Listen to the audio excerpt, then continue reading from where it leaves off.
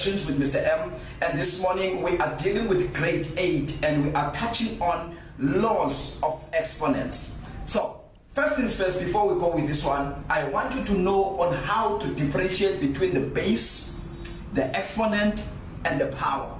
So these are three things that basically slightly confuse students. So now, this is how we define it. If you are given A and something like that, C. Do you see that? So the definition of the base, the exponent, and the power is right here in this thing. The A, we basically call it the base. And the B, we basically call it the exponent. These are key things. And the C, obviously we call it the power. So you must be able to differentiate between these three things: the base, the exponent, and the power. And it's easily confused when it comes to power and the exponent. You must know the difference. So I'm going to touch on only two laws today, and then we explain those two laws. So law number one, let's say law number one, when you are having similar bases, x raised to the power to the exponent multiplied x raised to the certain exponent. This is the rule of law number one, that if the bases are the same, the exponents, if these bases are the same and they multiply each other, their exponents, they add. So you basically have one base because they are similar. So the exponents, they add. It's m plus n. This is law number one. If we basically take an example and say we have 4 exponent 3 multiplied by 4 exponent 2. That is easy. This is the same as 4 to the exponent of 3 plus 2 because of the multiplication.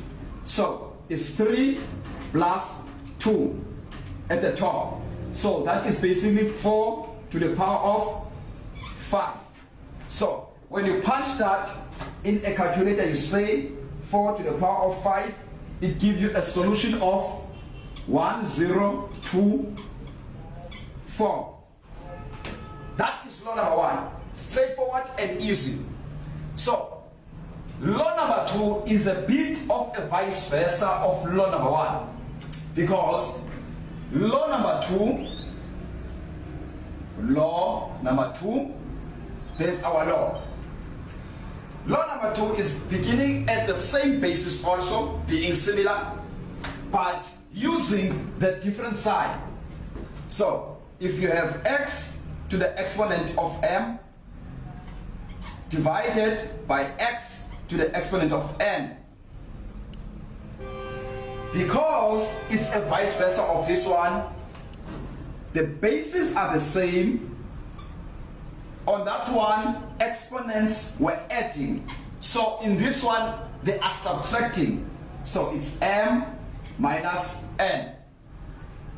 So if we are going to take an example on this law, if we say 5, we are given 5 raised to the exponent of 4 divided by 5 raised to the exponent of 3. What is that? Because these bases are the same, because of this sign in between these similar bases, their exponents, they are going to subtract. So if you have 5, 4, and 3, it's easy. It's going to be 4 minus 3.